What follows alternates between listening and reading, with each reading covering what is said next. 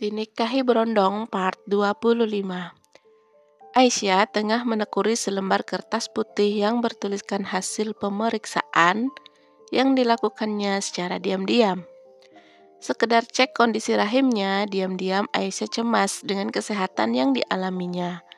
Karena sudah seminggu lebih, jadwal haid yang seharusnya sudah selesai namun belum juga selesai.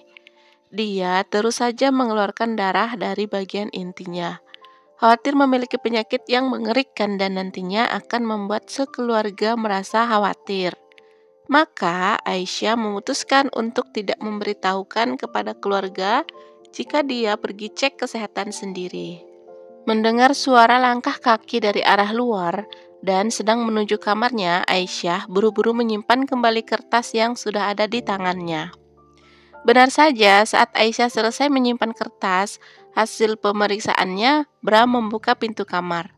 Suami berondongnya baru pulang kerja, tampak sekali guratan lelah di wajah tampan Bram. "Sudah pulang, Mas? Mau langsung mandi atau makan dulu?" tanya Aisyah seperti biasa, dengan bibir yang menaik ke atas menyunggingkan senyum kepada Bram.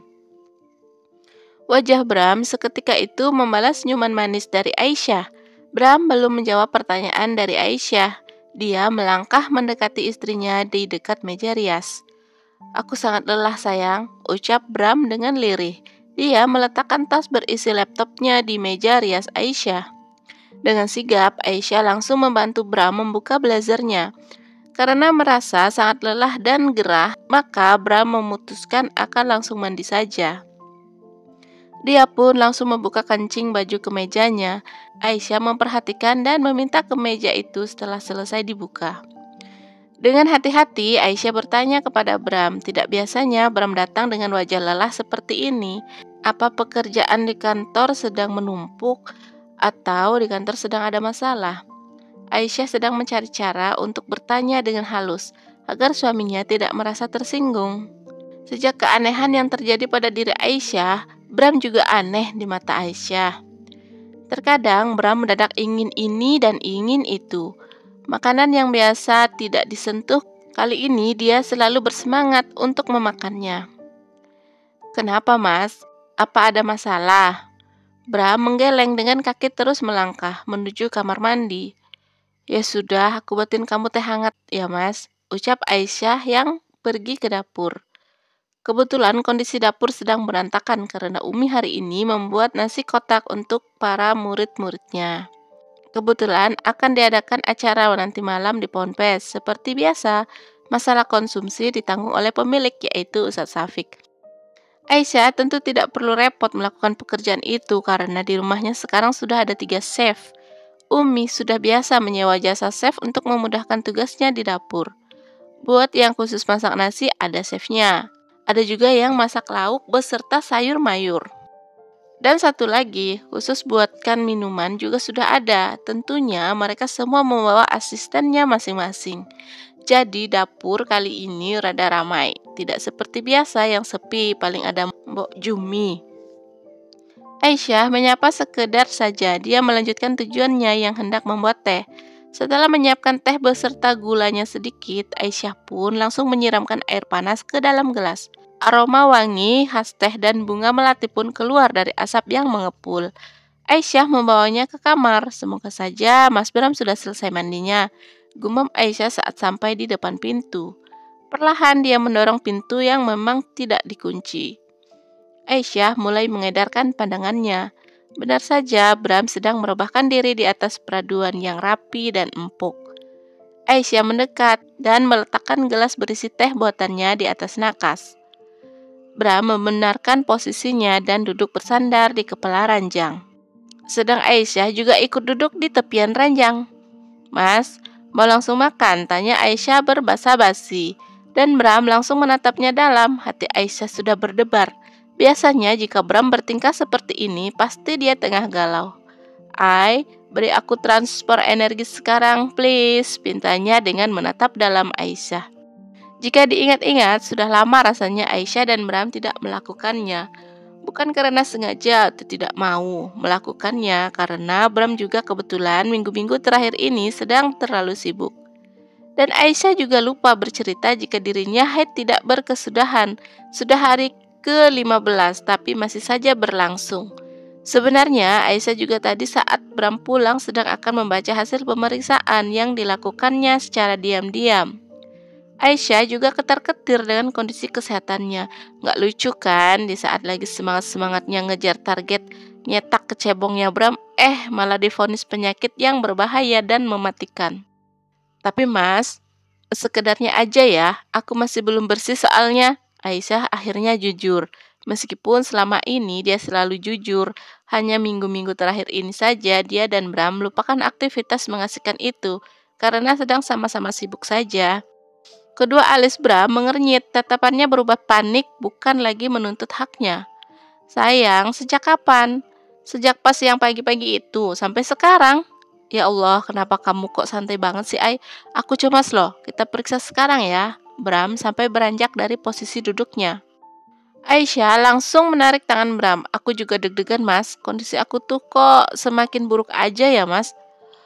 Mas, kalau aku gak bisa temanin kamu sampai menua bersama, kamu cari perempuan yang lebih muda dari kamu ya mas. Jangan seperti aku yang hanya bisa merepotkan kamu. Bram tidak mau lagi dengar kata-kata yang asal keluar tanpa ada pertimbangan. Dia membekap mulut Aisyah dengan bibir Aisyah. Dengan lembut, Bram menautkan bibirnya dengan bibir Aisyah sampai lumayan lama. Saat cadangan oksigen di dalam paru-paru semakin menipis, barulah Bram melepas pagutan itu. Aisyah sampai terengah-engah dan langsung menghirup oksigen sebanyak-banyaknya. Berani kamu bilang seperti itu lagi? Aku hukum kamu kalau udah bersih. Sampai 2 hari 2 malam nggak aku lepas. Mau? Bram menggenggam Aisyah.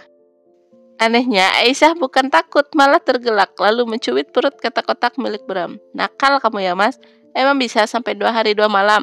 Goda Aisyah mengalihkan perbincangan yang membuat kelopak mata berembun. Biarin nakal sama istri sendiri, asal jangan sama istri orang. Kamu belum tahu aja kalau aku udah marah. Nggak tanggung-tanggung kan sampai 2 hari 2 malam. Kamu sanggup nggak melayani aku sampai 2 hari 2 malam? Tanya Bram dengan mengerlingkan matanya kepada Aisyah. Keduanya tertawa bersama untuk sejenak ketakutan dan kesedihan yang menghantui lenyap. Karena Aisyah dan Bram menghibur diri dengan bercanda. Mas, tehnya diminum. Mau aku suapin? Kayaknya kamu lagi capek. Aisyah sudah berinisiatif sendiri akan mengambil teh dan memberikannya kepada Bram. Namun, Bram malah menarik tangan Aisyah hingga Aisyah terjatuh di pangkuannya. Ai, aku gak pengen yang lain. Aku ingin kamu selalu ada di dekat aku selamanya. Sampai kita menua bersama. Jadi aku mohon, kamu jaga kesehatan ya buat aku. Terus kita periksa ya sayang. Kamu tahu kan, kalau sudah periksa kita jadi tahu penyakitnya. Dan kita bisa mengobati penyakit yang bersarang di kamu. Mau ya sayang? Bram menampakkan wajah memelasnya agar Aisyah bersedia memeriksakan diri. Bram tidak tahu saja kalau Aisyah sudah memeriksakan diri namun masih dirahasiakan. Hasilnya dia juga belum tahu karena belum sempat melihatnya, udah keburu Bram datang. Aisyah terdiam, dia ingin sekali mengatakan jika dirinya sudah melakukan pemeriksaan itu. Tapi kemudian Aisyah merasa tidak enak hati jika Bram tahu kalau dirinya berniat merahasiakan masalah penyakit yang mungkin akan sangat fatal dan parah. Ai, kok malah ngelamun? Bram dengan lembut mengusap pipi mulus milik sang istri. Itu mas, aku lagi mikir, kira-kira aku punya penyakit apa ya? Aku kok bawaannya sedih banget kalau ingat akan menyusahkan kamu, ucap Aisyah dengan tercekat. Suaranya terdengar bergetar saking takutnya, padahal tidak boleh kan? Takut kepada makhluk Allah, kita hanya dibolehkan takut kepada Allah saja. Namun dalam keadaan seperti ini, siapapun akan merasakan hal yang sama seperti yang Aisyah rasakan. Itu sifat manusiawi. Bukan berarti Aisyah melupakan pelajaran yang dia dapat selama ini.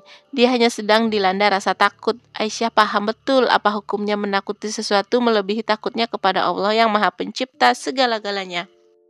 Aisyah pun tahu hukum mencintai sesuatu yang melebihi rasa cinta kepada Allah. Tetap saja perasaan seperti itu datang dengan sendirinya. Bram mempererat pelukannya pada Aisyah. Ai, jangan mikir yang macam-macam ya. Itu akan memperburuk kesehatan kamu. Lebih baik sekarang kamu bersiap. Kita cek sekarang, oke? Bram lantas mengurai pelukannya. Berbeda dengan Aisyah, dia justru terlihat tegang namun masih enggan mengatakan jika dirinya sudah melakukan pemeriksaan. Bersambung, sampai jumpa lagi di part selanjutnya ya guys. Terima kasih, see you, bye-bye.